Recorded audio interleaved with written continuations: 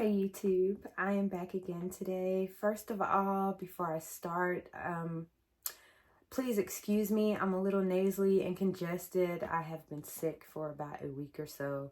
No, it is not that C word, but it is some kind of respiratory thing going on, and I am on the mend. But I wanted to come and talk about a topic. It's really not a topic, it's a trend that I'm seeing lately. And I can't for the life of me figure out where this is coming from. But I wanted to kind of, number one, ask about it. And number two, I'm a numbers girly. I like statistics. I like looking at data. And I really wanted to end this too with some statistical data, because sometimes when you see the numbers, it kind of makes it real for you. So I will end this with some data that I was able to kind of gather from browsing the web. Okay, so my question is, where did this $100,000 requirement trend come from? It is all the rage right now. Every show that I watch a lot of Kendra G singles. And I see women all the time coming up there and they're like, oh, he has to have the 3 6s. Now for me, I'm not going into any physicalities because that makes no never mind to me. I like numbers, so I'm just dealing with the income requirement and the money side of it, not your 6 feet tall or any of that other stuff. Even that data, we could go into that. That would make even this data even more disappointing, but I'm not even gonna, not going there. Anyway, specifically with the 100K requirement, and I'm like, I don't know where this started, and I really don't know why. The only group I could kind of see it for is like older women, maybe 50s, 60s. And my rationale for that is thinking, okay, the average person probably starts around 30K, their 20s or 30s. So if she's looking for a man that's in her age bracket, it's not unreasonable that they're going to be making that type of money, or at least 70 or above. That's really not unreasonable. We're talking about 30 years of working, so that part, I don't really, the older women with that requirement, I don't give them the side eye until they start with the 200,000, 300,000, 400,000. Then I'm like, okay, now you're pushing it. You're really pushing it. But I don't give them the side eye if they're looking for a man in their age bracket. Though there are arguments against that, but no, never mind here. My talk today is specifically for the younger women. I'm coming to you like an auntie because I really want you to know the rarity of what that means right now. How rare that man is astronomical. It's a rare man. And not only is it a rare man, it's a rare man that you will be competing for. And I mean a rough competition. It is a stiff competition for that rare man. And I'm thinking that maybe the 100K thing is like, in your mind, you're thinking a person that makes 100K is financially sound. And data today suggests that is not the case. That people making 100K some of them are living paycheck to paycheck as well. So my advice on that is, instead of the income requirement, I would suggest if you're going to ask questions and that's going to be your cutoff point, what do you make what do you make per year? I would say the better question is, what is your debt to income ratio? So how much money do you have going out every month in debt? Because that could quickly make a 100K person practically broke, and vice versa. It can make a 50K man a really high value man that has a lot of assets. I know quite a few men that are self-made millionaires and never exceeded around the 50 or 60K mark because they were very smart with their finances. They did not go into a lot of debt. They saved for their retirement. They planned. You should be seeking a planner, a person that really is thinking about those long-term goals, someone who is ambitious enough to reach those long-term goals, someone who is a good steward of his finances, more so than the number, more so than that 100K number. I think that probably has to do a lot too with financial literacy in our community, that there is not a lot of financial literacy in our community. It's getting more and more, which I'm happy to see. I'm so grateful for it, because even I've learned so much from others that are just putting information out there for people to use, gather, and everything. So I'm thankful for that. But for my specific purposes, this conversation, I want to make this clear, is regarding a Black woman who is seeking a Black man in America making 100K. I just wanted to make sure that is clarified, because everything I've pulled is related to that. So, but first off, I want to give some experiences that I have had. Now, I work in corporate America.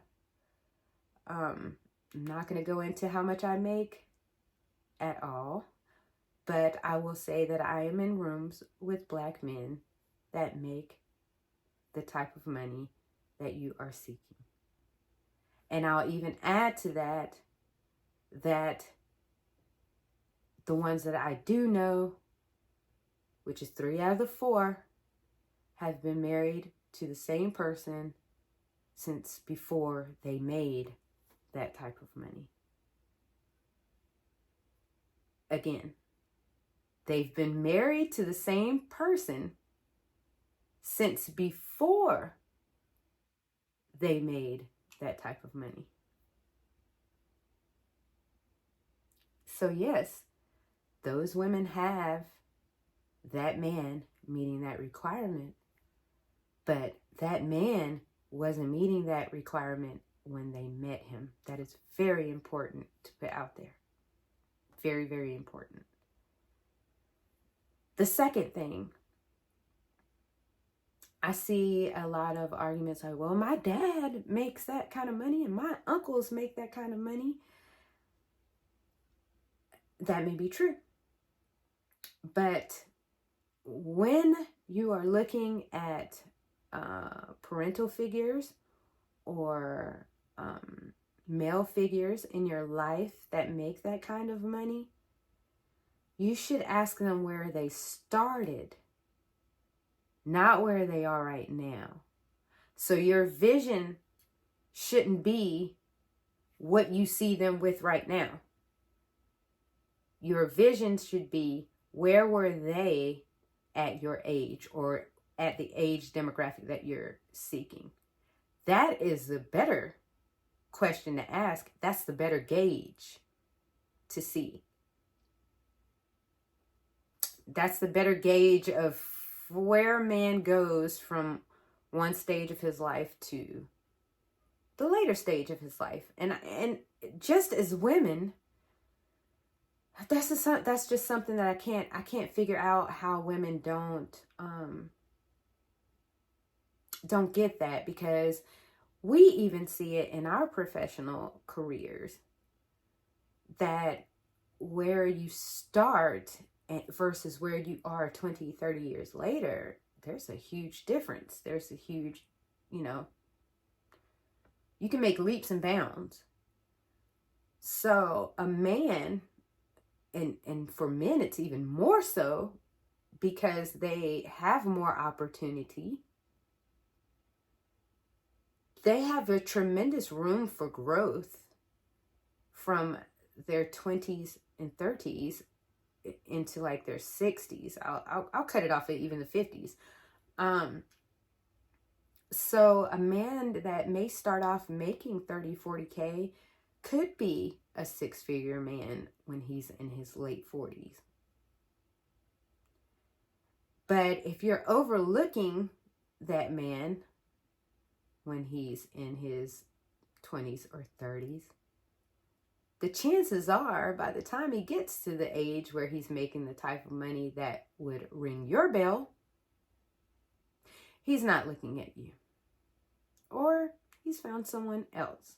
You see where I'm going here?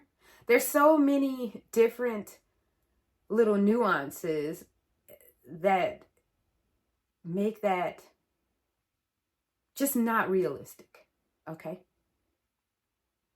Now, I want to ask the question of what in the world is wrong, or what's so bad about a blue collar man? Like, why are they not, like, I feel like women are looking down on them right now, and I'm like, why? Do you know how many plumbers and electricians and HVAC technicians and all of that are making a great living and a great life for themselves? Apprentices. I mean, the cousin that I spoke about in my last video about budgeting, when I said the FU money thing, that particular cousin took an apprenticeship for, I don't know how to explain it. It's a science field, but it's basically qualifying instrumentation. Anyway, I'm not going to go into the details of it. But anyway, he apprenticed under someone. He only has a high school diploma, but he has no debt. He has a very high net worth now. And he makes the type of money, but he's not formally educated. He doesn't have a college degree, but he is very well off. But he's not in your demographic either, because he's not checking in your demographic. Sorry, but it's true. But anyway, that is the pool is not, it's not, I don't want to say it's not there. It's just so tight, that small percentage is so tight that it's going to just be so difficult to break through that. Your chances, if this were a lottery, is what I'm saying. I think I'm trying to say something like that. Like, it's like the chances of you, well, maybe a little better than Powerball, but maybe not. It may be similar. I don't know. It's probably better than Powerball, but it's really tight like that, though, is what I'm saying. And the last little bit of info is that I have personally watched a man go from his late 20s to his mid to late 40s. And that range of income growth is astronomical if the person is determined, if the person is focused on bettering themselves and their future, it can be an astronomical growth. I just want my younger women to think about building with someone. When you're seeking, don't just look at, okay, 100K, you don't make it, I'm not talking to you. Look at the trajectory of the man. Look at the potential of where he has to go. And no, I'm not telling you to date potential, because that's going to be another thing. Oh, I don't want to date potential. But what I'm saying is, if you wait for that man to reach that benchmark, the chances are you're not going to be in his line of sight when he reaches that benchmark. And the pool that you're selecting that are already in that benchmark, they know that there's 5 women for every one of them. They know that. They know that they can have many women. I hate to say this, because I'm not one of those,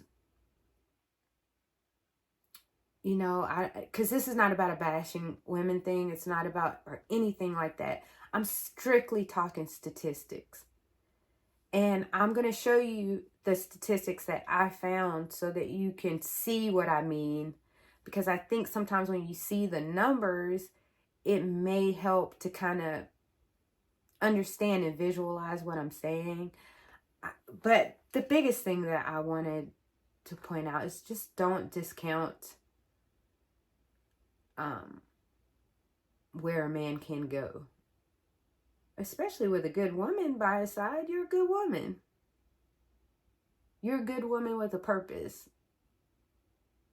And you could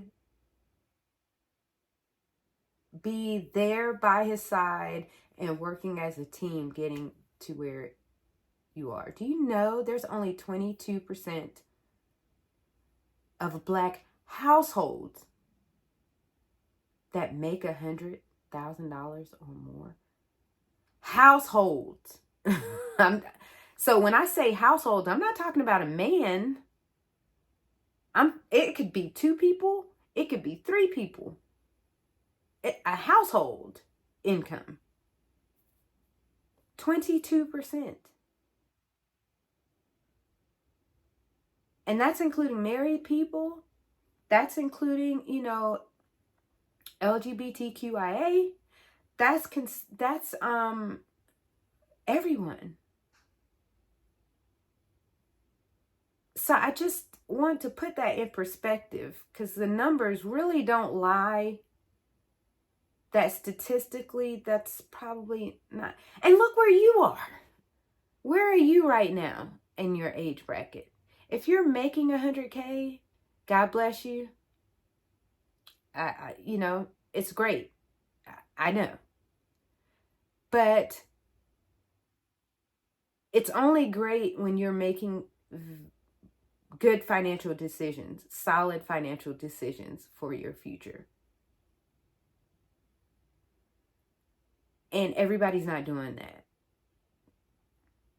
So I just want you to really evaluate the statistics and whether you're willing to play the long game. And if you are willing to play the long game,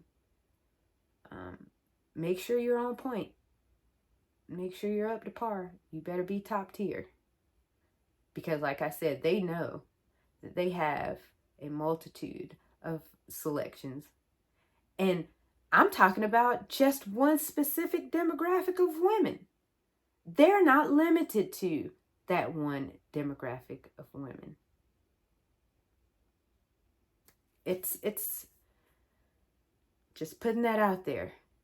But I'm going to go into the statistics now, just so you can see it in black and white. Now, mind you, this is not going to be, all scientific, whatever. It's what I could find on the internet. I went with the most current that I could find. But, some of these studies are like years behind. They might be a year or 2 behind. But it still should give an overall picture of the situation. So let's take a look at that. From Pew Research data, there are 47.9 million Black Americans in the United States. Approximately 10,100,000 are minors. I removed the minors for the purposes of this research, and there is approximately 88 men for every 100 women, so that's roughly 47% men and 53% women, which I have split out here on the screen. I also use that percentage for the percentages on the 65 plus age bracket, although I do feel that may be skewed because women have a longer life expectancy generally. I also used Pew Research for this, as the 65 or older demographic is about 12% of our population. In looking at blackdemographics.com, it stated that 33% of the men over 18 in our community are married. So I removed them, as well as the age demographic of 65 plus. And then I deducted the 1.1 million estimated Black males that are incarcerated. Now, I did see 1.5 million. That was from a Pew Research study for the 1.5 million, but I saw a Florida Atlantic University study for 1.1 million. So I just went with the lower number just to be fair. Now, the next piece of data was the iffiest for me because I got this from a UCLA Williams Institute study that said there were 1.2 million LGBTQIA members of the population, Black population, and that 61% of those identified as women. So I just used that and put 61% women of the 1.2 million and the 39% men for the remainder. I'm a little bit iffy on that one because I think those numbers are higher. I did the same adjustments for the women, factoring in the married, 27%, the 65 plus, the incarcerated, and the LGBT statistic for women. Now, I will state that upon further research, I think my incarceration rates for Black women is a bit too high, but that would not help these numbers in the least, because that would just mean there are more eligible Black women in the market. It would increase that number, so I didn't change it. So what I'm seeing is about 10,642,000 women would be available in the market. And though it looks like there are over 7 million Black men left, that is not the case because of our income requirement. Now, according to blackdemographics.com, only 13% of Black males over the age of 18 make $75K or more a year. And of those, I would have to add back in the 65 plus, the married, and the LGBTQIA. And I will take away the incarcerated because the assumption is that they would not be making that kind of money. And that left me with roughly 2,186,580 men left. However, that's 75K or more. So some of those men are taken out. If you're not interested in 65 plus, they should have to be taken out. Of course, the LGBTQIA have to be taken out. They're not interested. This leaves a roughly 1-to-5 ratio. So it looks like there's going to be one man for every 5 women, or roughly. They're either going to be single or sharing a man because they're the 80%, because there's only one man for every 5 women that meet that requirement. And again, that is a high number because there are demographics that have to be taken out of that equation. So it's really something to look at. And I'm not saying it's not possible for you. I'm not saying that you won't be able to find that man. You may be in that number, that 20%. But the odds, I'll just say it like this. In the words of the Hunger Games, may the odds be ever in your favor.